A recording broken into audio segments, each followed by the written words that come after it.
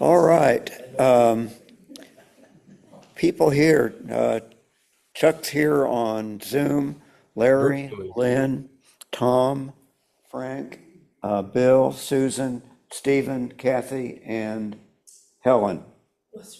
And whoever the guy is on the right-hand side here. But anyway, one of the things that we left over from last meeting was a discussion of a group that Mark Herbath informed us of, that's kind of a group of the groups, other camera clubs, to exchange ideas for programs and that sort of thing.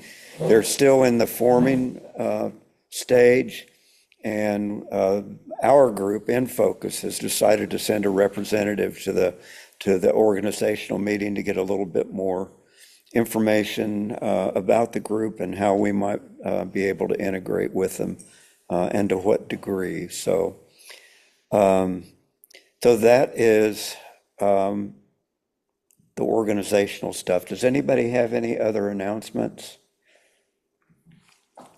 Okay.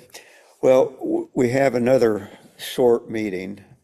Hopefully, as people get back from wherever, that we'll have more photos.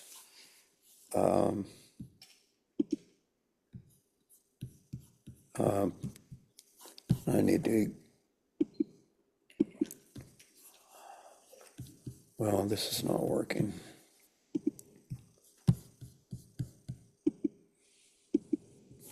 Let's try this again.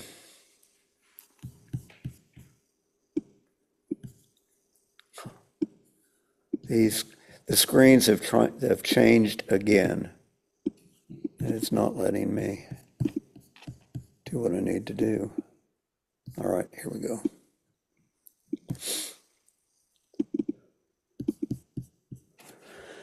And somewhere there is.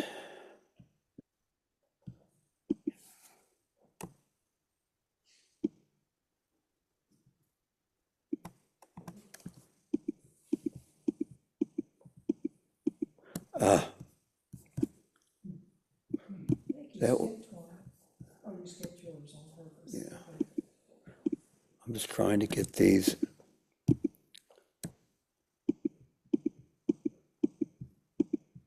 All right.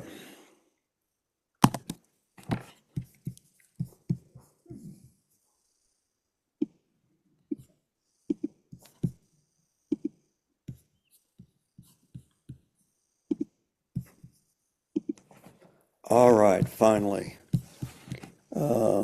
View. Chuck, are you seeing the photos? I am, yeah.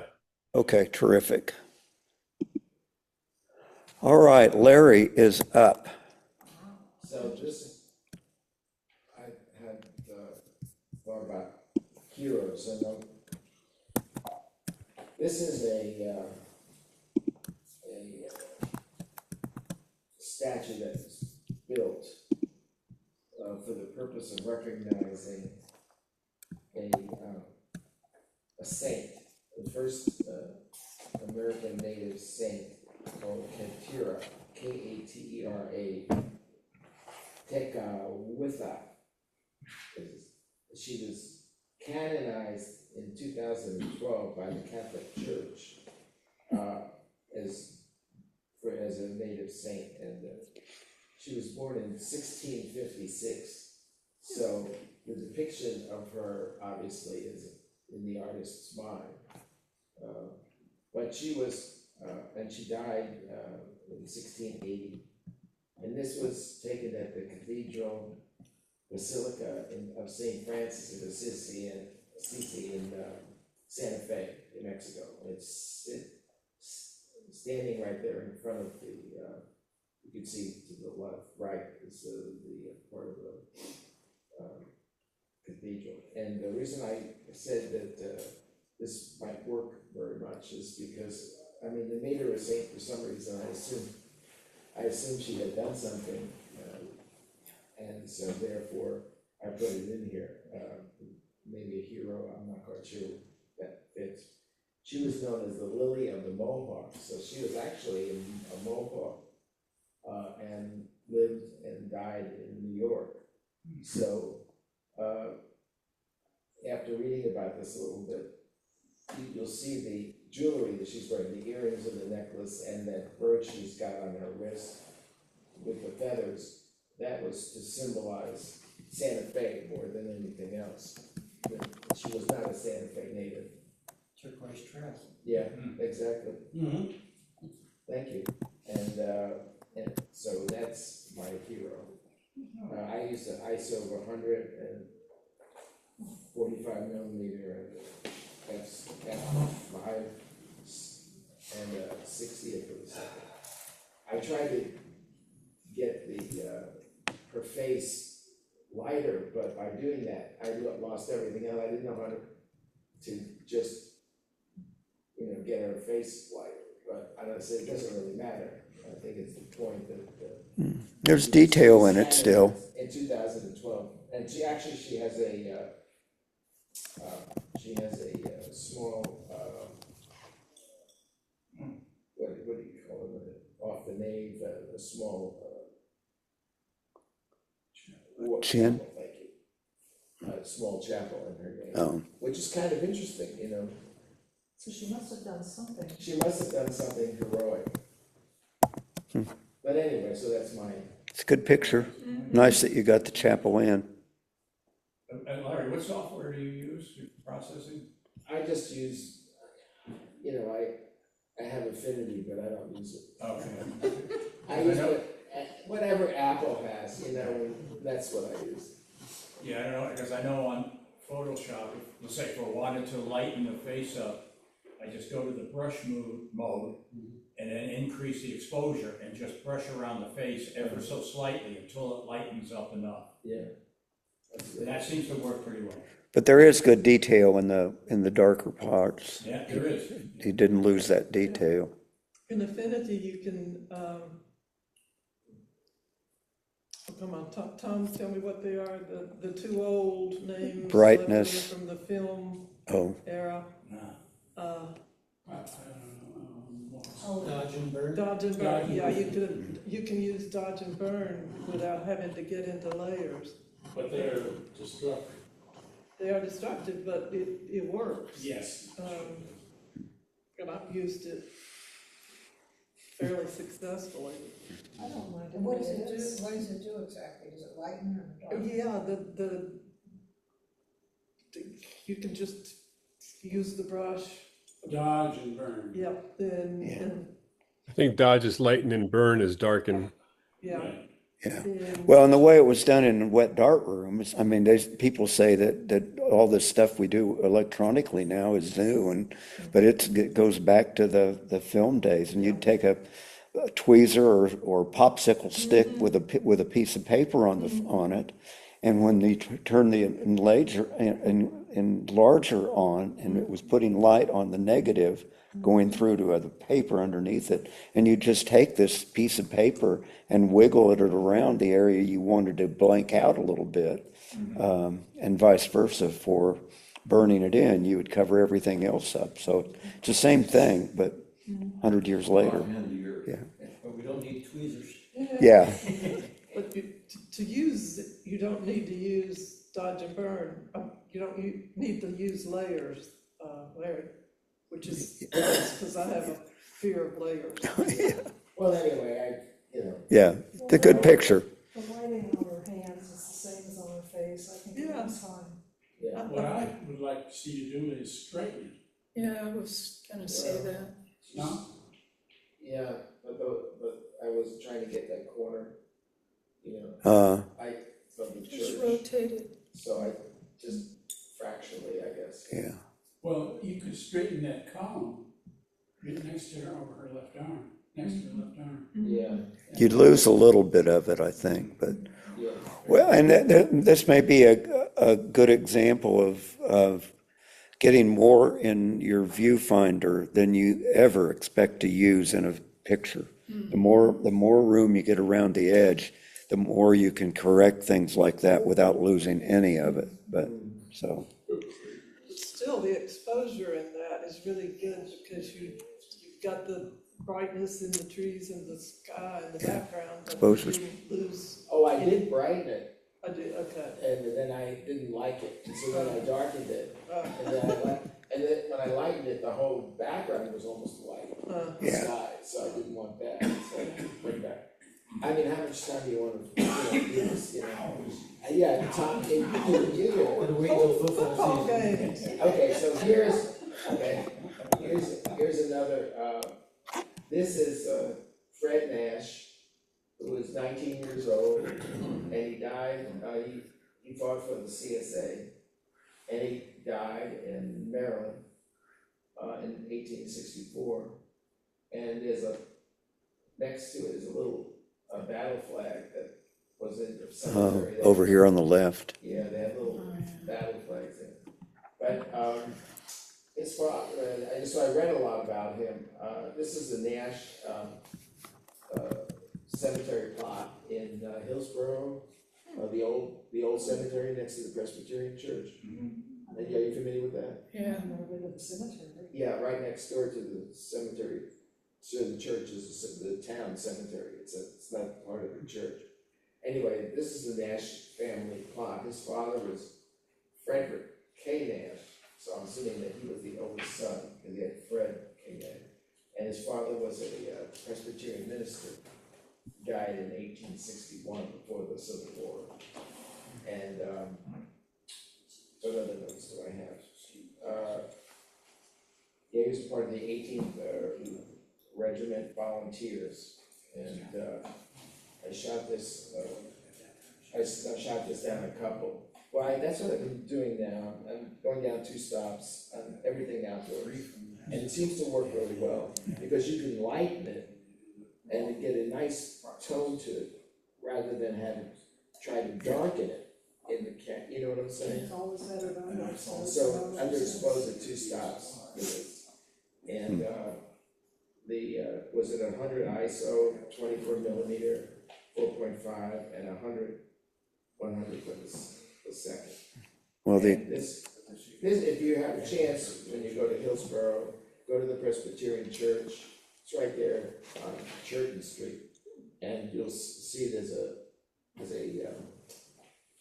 cemetery in the back, and it has who else is there? I think Secretary of the U.S. I think was. Isn't there a signatory to the Declaration of Independence? That's right. I remember. That's right, his family, yeah, signatory, and there's some very interesting, gravestones there, but anyway, this is Fred Nash, I'm sure he was a hero, he died a hero, so 1864.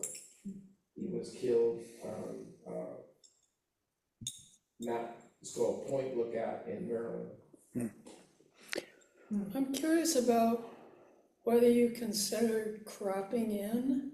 So, I mean, I kind of like that there's a lot of foliage around to really place it in the cemetery, but I wonder about zooming in more so you focus more on, there you go.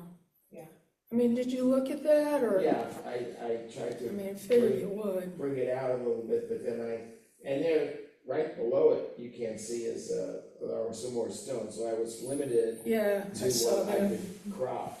Yeah, But it's sort of cropped, I brought it up a little bit more. It's hard to see the letters, when you're looking at it. A lot of those stones it's very good, and and they discourage you, it says you cannot use, that paper in the. Oh, they yeah. discourage you Rub from the stone over time. Yeah. It actually flattens the letters, and so, that are in the stone. So there's a big sign in there that says you cannot do that. good. Interesting. But it's an interesting spot, I mean, it's, if you're into that, so. Question. Is it better to expose to the right or underexposed? Because I read things that say one thing, and I see something that says you can retrieve, particularly in raw, you can retrieve more if you expose to the right.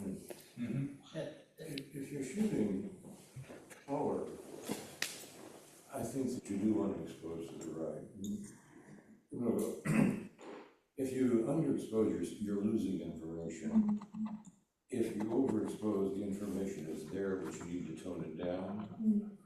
That's a But, good, you know, you just don't have it to work with if you underexpose. And I think when you're working in grays and blacks like this, that I would agree with Larry. I think sometimes it looks to me like it's better to go under, you know, it's easier to kind of bring it up a little bit than it is down. But if you're shooting things that are bright and in color, it seems to me like you're better off having the information to work with and trying to break it down and vice versa. Does that hold true if you're not shooting in RAW? Because I've never bothered to, Yeah, I haven't gotten that I don't know if far. I always shoot in raw. I've never, I just don't see any reason not to. Lynn? Well, I'm waiting for you to say something about bracketing. Well, I was going to, but yeah, bracketing solves that problem too. You get an overexposed and so-called right one and one over and one under.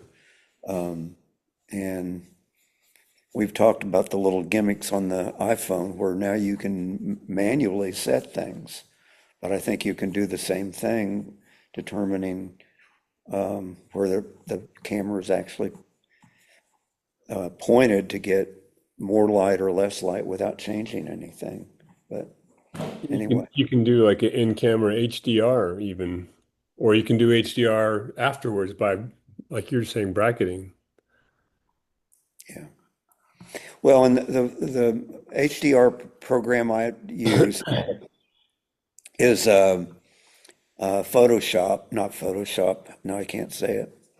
Anyway, when you bring up a photo, you can make a copy of it with one under and one over using the very same exposure. And Photomax. So, but anyway, good comments. Susan is up. So, this was actually from the No Kings demonstration a few weeks ago, so I call this my recent archives. Cool. I just thought it was funny.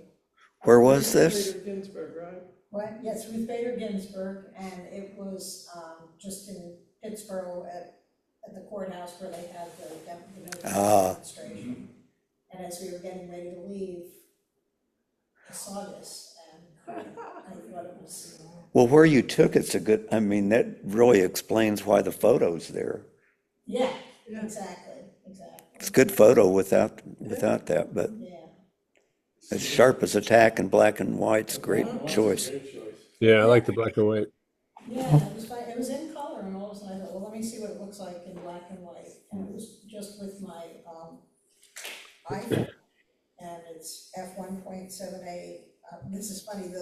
It was 1/4878th of a second. Can you be a little more particular? Yeah. And it's ISO 80. Precise. 17 millimeters, but it was just funny when I looked at how many seconds it was. Is this a deep fake? And what? A deep fake. Was it planted or was it really there, Chuck? This is actually, no, you give me more credit than I could ever do, but, yeah, this was actually there. So somebody had put this. Oh, I know. I was making a silly joke about Ruth Bader Ginsburg coming back from the dead. Yeah. Oh, I got it. Anyway, I don't know if you have any comments on if I should have cropped anything out No, or that's anything perfect. like that. yeah, you would have lost something if you moved it in anymore. What kind of, I might have eliminated that dude in the back there. You eliminated which thing? The guy who's walking in the back, I might have just cloned him out or something. Yeah, okay. Or even the car. But I mean, that's like, I only saw that or only make that comment because you asked, should I have done anything? And I didn't see anything, but now that you mention it, maybe that. Well, and some of the new iPhones will blur the background for you. I mean, you can Oh, take yeah. this picture and punch a button and it makes the background disappear almost. Well, that's like a portrait, right? Yeah, portrait. That would be interesting to see that. Portrait, okay. Photo. Yeah, it does have to be in portrait. Portraits too. Mm. In both Lightroom and Photoshop, you can do sort of AI assisted, actually say you wanted to get rid of those cars in the upper left.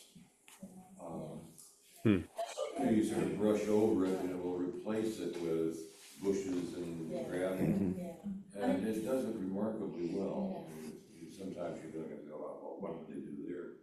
But much more often, it looks like they just were, somebody drove them away, they were parked there anymore.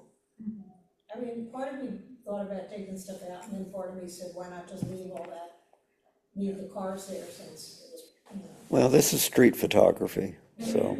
And that, if it's street photography, you'll leave it in there. Cool. All right. Yeah, I'm not suggesting it would be better without the cars, but I'm saying you could if you wanted to. This is one of those things where you could brush up blurring, Yeah, you or could you blur. could just, Even on Photoshop, if it did a good job of selecting the subject. Yeah. You could just blur the rest of it, and it does a good job, but sometimes it's hard for it to determine exactly what the subject is, and especially with those shadows under the car and the sidecar and the motorcycle. It might have run into a little problem with it, but you can give it a try. and a little, maybe heavy vignetting, just to Oh, yeah. draw everything into the center.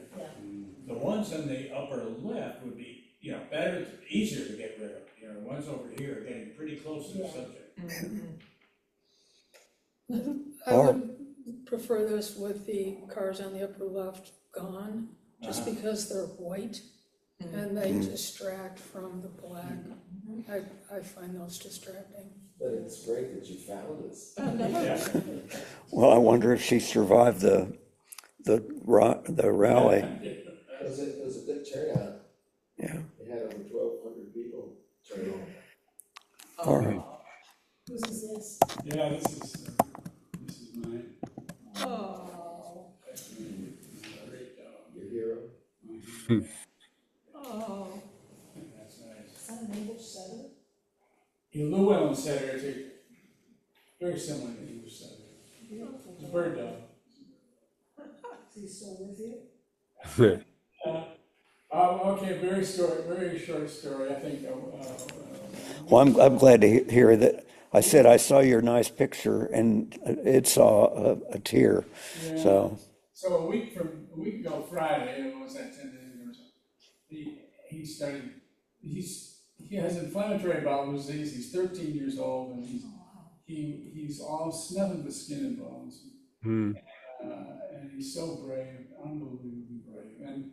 And all of a sudden, he just started shaking and he couldn't stand up and he's falling all over the place. And we took him to the vet and she basically said he's dying. We could take him back and they would put him down. And we said, oh, God, no. Yeah. Fluorescent lights. And we want to take him home and maybe they have their vet come and. there is somebody that used to be a vet at Hill Creek. Yeah. She left that practice to do just exactly what you're talking about. I'll give you her card. Yeah. Name's Lillian, Dr. Lillian. So anyway, and we thought, well, and this was of course Friday, and but he made it through Friday night, and then he also suddenly get through Saturday. I was thinking, well, he's still breathing, and then he made it through Sunday, and it was like, well, how is he still alive? Because he couldn't stand up, and Wow. he didn't drink for 2.5 days. He did, and then, and I'll make this shorter, he didn't eat for somewhere between 6 and 7 days. Oh, wow. And on that Sunday night, all of a sudden, at 2 o'clock in the morning, I heard his footsteps, and I thought, the daggum duck has got hot. And then I heard him drinking. And then a couple of days later, like 5 days later, Alice was under the piano. She was constantly going up to him, offering him food. And suddenly, he just grabbed it and started eating. And now, he's totally back. Oh. He's totally back. I walked with him today. Our driveway's about a quarter of a mile long, and I Yeah. Oh, Back. wow. Wow. And his nose is going and he's pointing and I love my dog, I'm crazy about my dog, he's so brave. So They brave. become members of the family. Yeah. Anyway, that's my guy. Yeah. Let's see, nothing particular, I shot with my camera, with my phone. It's, just 28 millimeter 1.8. Let's see. Oh, 15th of the second, that's pretty good, Tom. Yeah, and, I'll tell you something else that's kind of fascinating, I put a light on his face Yeah. in post. Nice glow on his face. Yeah, I put that in post, it's a little heavy, I think, but I did it in post. And when on my phone, when you click the information thing about, it wants to tell you what kind of dog it is, without the light, it says it's an English setter. When I put the light on, it says it's a Cocker Spaniel.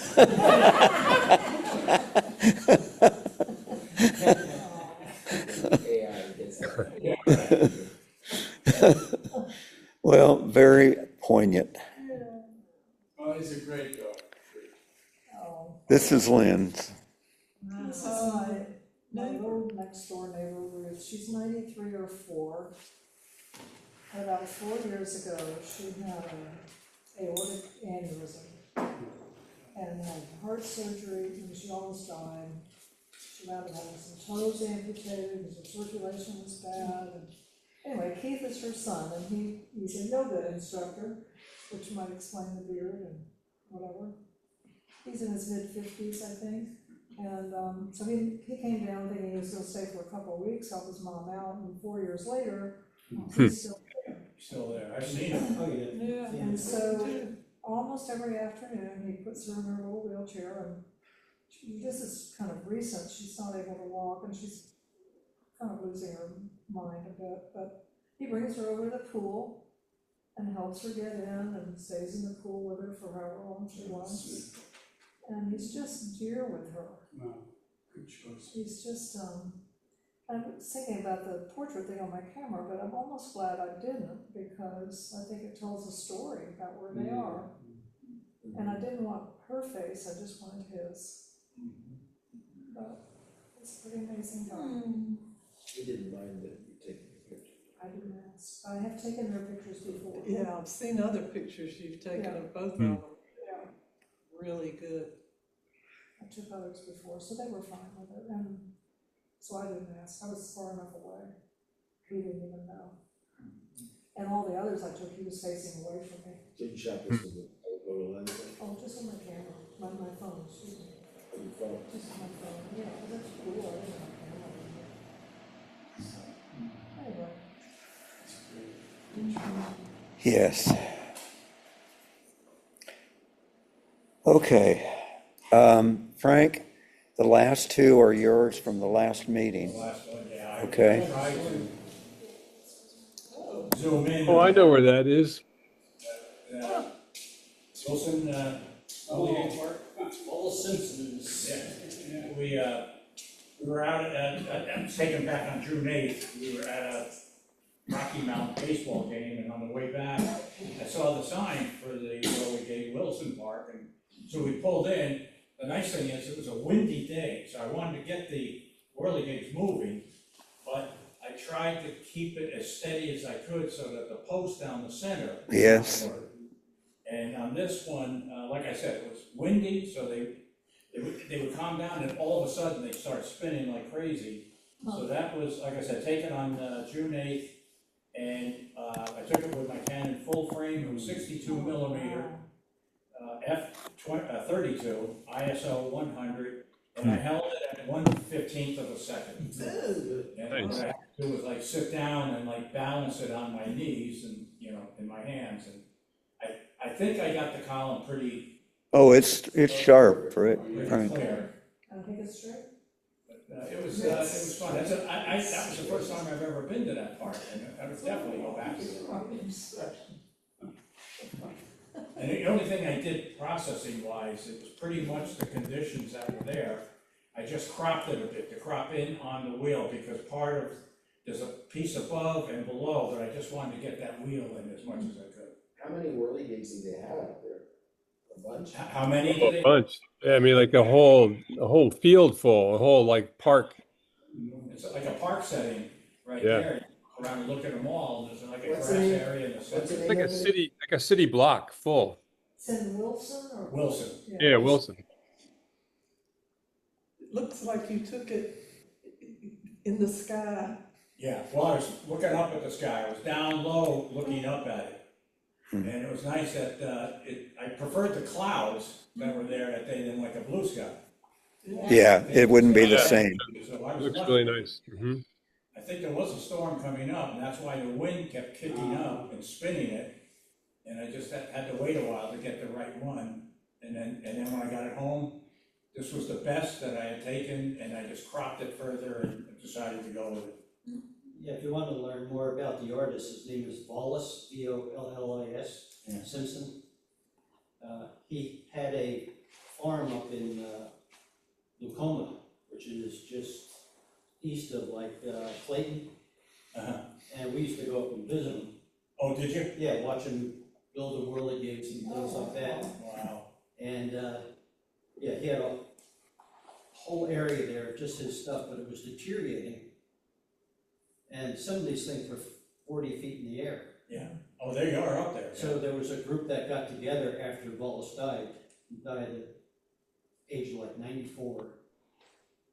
And they refurbished the ones there, and then they reinstalled them up in Wilson. Yeah.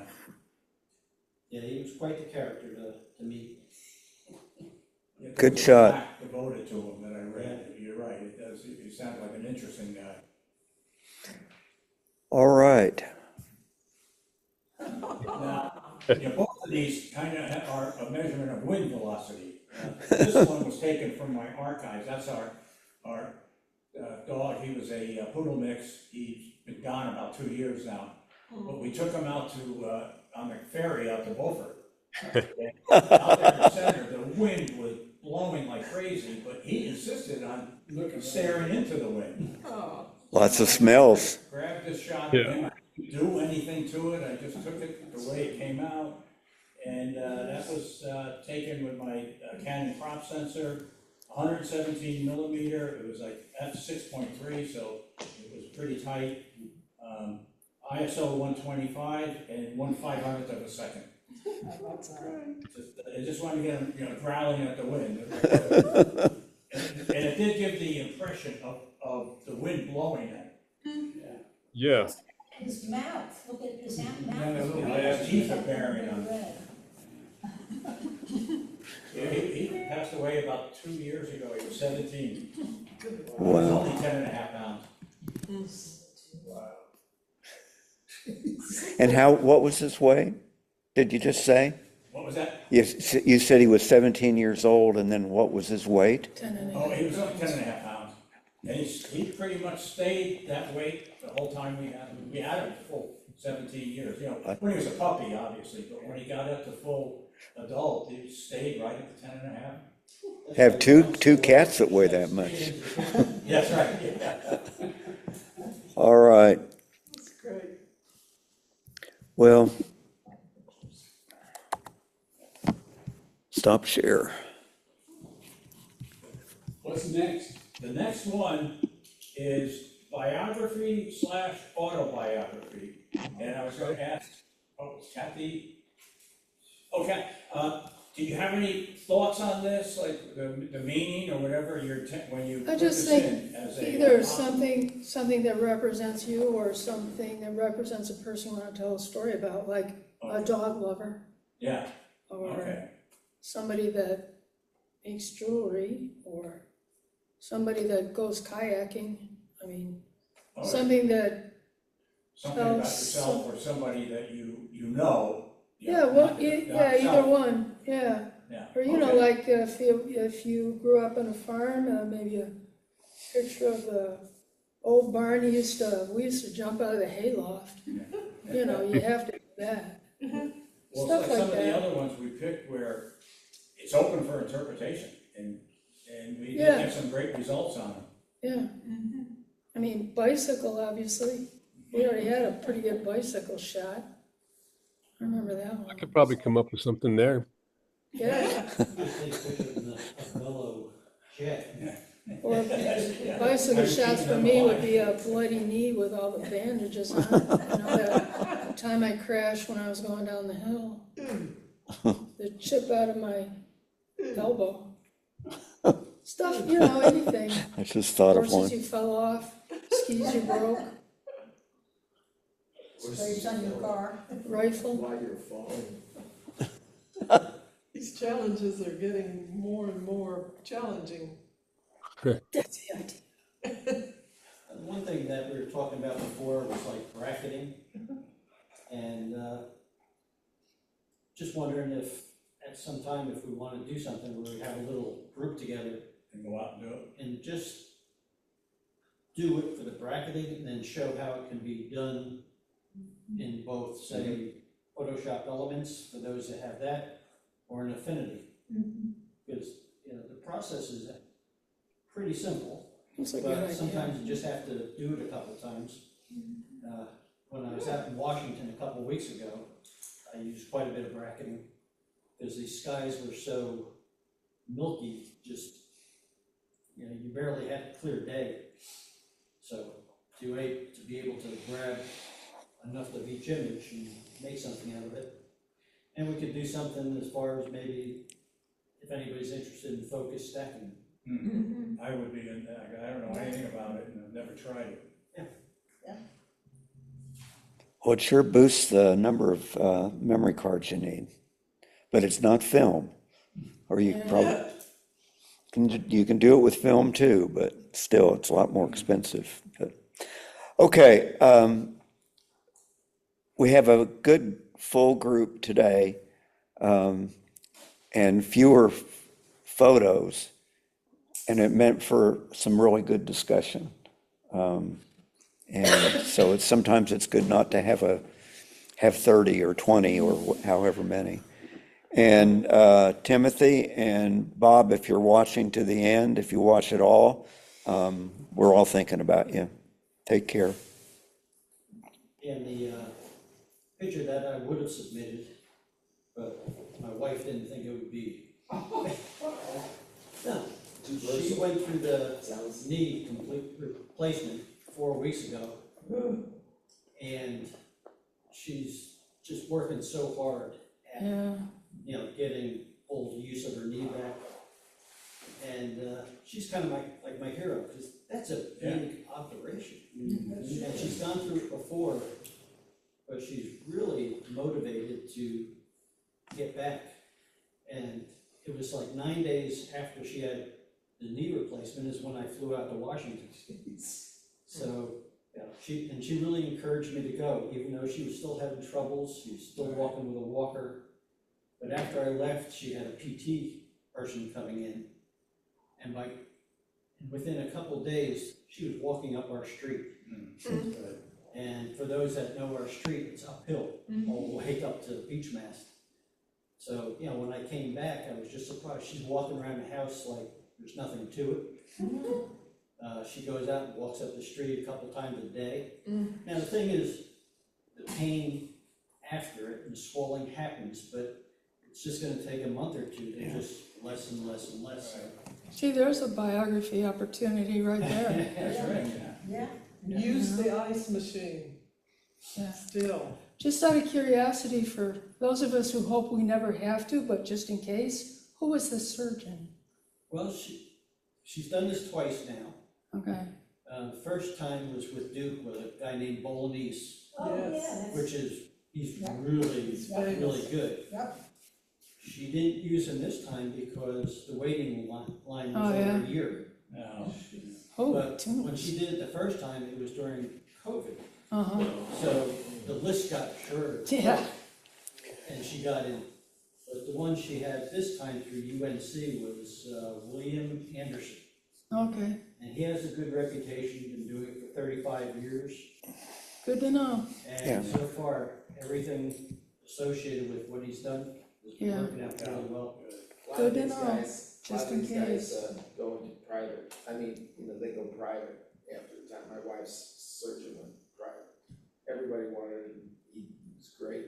He did six of these a day, like these guys start, Yeah, first surgery, he's like 8 in the morning, 4 o'clock, he's already out, they really do a great job, Yeah. him and me, but, yeah, I mean, it's getting crazy out there, and, some of them just don't wanna deal with, insurance, they just wanna, you go in and you get it done, and that's all they wanna deal with, so a lot of them go to, and this happens to surgeons too. I'm going to say goodbye to Chuck and to everybody else. So, Okay, good meeting. If you I'll want see y'all in 2 weeks, yeah. You go to that merge also.